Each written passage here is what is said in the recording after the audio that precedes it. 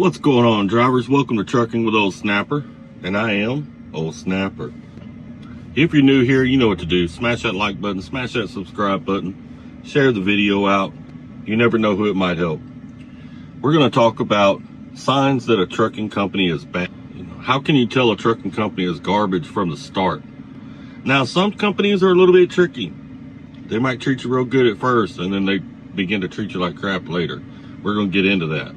But if you're talking to a recruiter on the phone and you're trying to figure out if this company is any good, how can you do that? I'm going to give you 5 ways to tell if the trucking company is a good company or a bad company just by your conversation with the recruiter. First and foremost, do they have a high turnover rate? This, the recruiter might be honest with you about. They may not be honest with you about it. But one way you can tell is by talking to the drivers.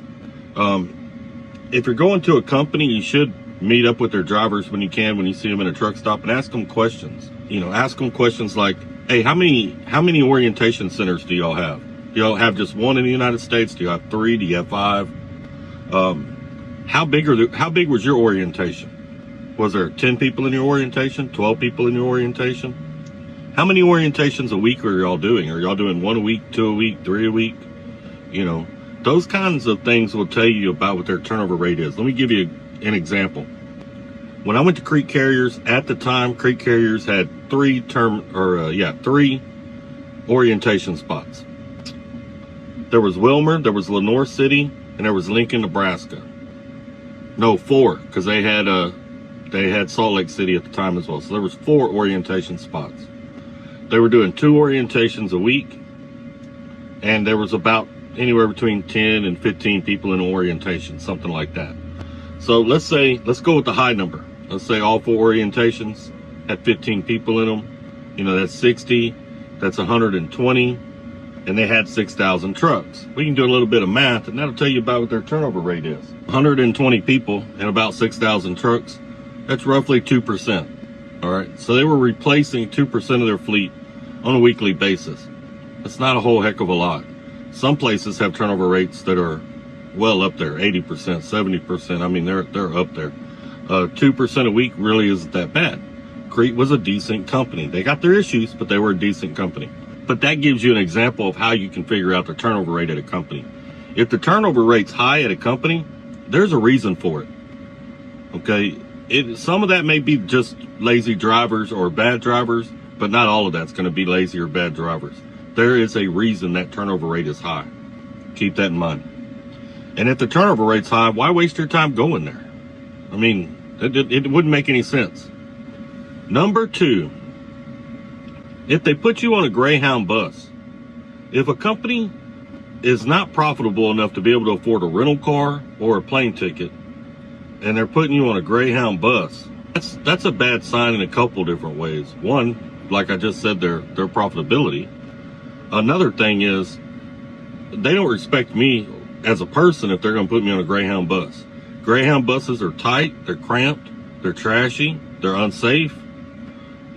So they don't care about me as a person or respect me as a person if they're going to throw me on a Greyhound bus.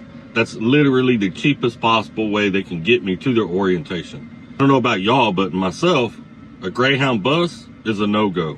As soon as they tell me they use Greyhound buses, I'm out. I won't go there. Number 3, if they don't give you your own hotel room. If they double bunk you in a hotel, or some companies out here use dorms.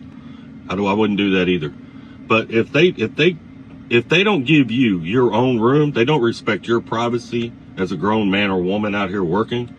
They're not going to, if they don't respect your privacy from the start, they're not going to respect you after you go to work for them. If they can't show some respect and give you a room, a single occupancy room from the beginning, then they don't care about you. It's all nickels and dimes to them, penny pinching, but with me, if they double bunk, that's an automatic no for me. I don't do that. Typically, those are training companies that do that. They're beginner companies. So the people going there don't have much of a choice. And that I understand. But for an experienced driver out here, if you got a year or more, there's no reason you should be going to work for a company. They don't even respect you enough or your experience enough to put you in a room by yourself so you can have some privacy.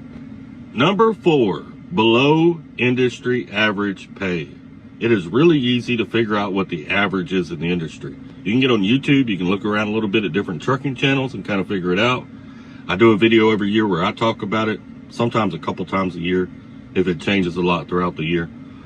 Do not Google it. If you Google it, it's going to lowball you. I don't know why Google is so far behind, but Google is a long way behind what truck drivers actually make out here. I do twice what Google says an average truck driver makes. I believe Google, last I looked, Google was at like $40,000 a year. You know, I do a little bit more than twice what Google says a truck driver makes out here on the road. Don't have a clue why Google is so far behind. There may be some conspiracy theory behind that. Maybe one of y'all have an idea. I don't know. But that is not it at all. The average out here right now is somewhere between 60 and 63 cents a mile. If you're making below that, you're below average. Making above that, you're above average. You might hear some drivers out here say, well, lower paying companies tend to have more miles. That's BS. That's total BS. 2,500 miles a week is the industry average. When I figure what a company is paying and they tell me how much they pay per mile, I figure it on a 2,500 mile week. Let's say a company over here is paying 50 cents a mile and their drivers are doing 3,000 miles per week. Okay. Let's do a little bit of math. 50 cents per mile, 3,000 miles per week. That's $1,500, right? Gross. $1,500. Let's say this other company over here is paying 62 cents a mile and their drivers are averaging 2,400 miles a week. Okay. Let's do the math. That's $1,512. So that driver over there that did 2,400 miles made $12 more than you and didn't have to do as much work as you did at 3,000 miles. That's why to me, I want to make the most per mile as I possibly can. And I got a little bit different outlook than some other drivers have on it. Some other drivers, they think, oh, 3,000 miles a week, 3,000 miles a week, 3,500 miles a week. But they're not figuring in how much they're actually making compared to that other driver. I want to make the most per mile. All right. I want to make the most money per mile I possibly can. That's the way I look at it. That's just me. That's just my way of thinking. That's what I've done. That's what works for me. I've worked for both companies. I've worked for companies where I didn't make that much and got a whole lot of miles. And I've worked for companies where I made more and didn't get as many miles. And I've always come out higher in the end of the year on those companies where I made more, even if I didn't get as many miles. And I didn't have to work as hard. I had plenty of time throughout the week to wash my clothes, take a shower. I wasn't ever pressed. Y'all seen me do videos with my drone. And I've seen people comment on there like, how do you have time for that? Because I don't have to work like you and I make more money. That's why. It's pretty simple. The last one, the fifth and final one, driver facing cameras. In my opinion, and I know some people out there will have a different opinion, that's just my opinion. In my opinion, if a company puts driver facing cameras in your truck, they don't trust you as a driver. Basically what they're saying is, if they don't put an eye to keep an eye on you, you're not going to do your job. I've been out here a while. I'm a truck driver. Trust me to do my job. If you don't trust me to do my job, then I don't need to work for you. It's pretty simple. That's just the way I see it. So when I talk to a recruiter, if they tell me I have driver facing cameras, it's not that I'm doing anything wrong. As you can see, I'm stopped. I make all of my videos stopped. I don't mess with my phone going down the road. You know, I don't do none of that. But if you don't trust me to do that, if you don't trust me to do my job properly, I don't need to work for you. It's just the way I see it. Then you don't respect me. I'm in this truck more than I'm at home. And if a company cannot respect that and respect my privacy, because basically as a truck driver, especially an over-the-road truck driver like myself, we live in this truck. If you think about it, we may have homes at home, but we're going to be in this truck more than we're in those homes. 80% of my life is spent in this truck. I don't want 80% of my life on video camera that the company can watch. And nowadays they're getting even more particular. Some companies are using these AI cameras where if you don't look left or look right every so many seconds, or if it thinks you're not looking at the road, say you look down and get a drink, it starts recording you and sends it to the office. You know, I think Hub Group's one of those companies that's doing that. I don't, why add stress to an already stressful job? Y'all drivers know how stressful this job is. You see how people drive out here nowadays. And ever since that sickness came out, you know, a couple years ago. People have gotten worse, a lot more impatient.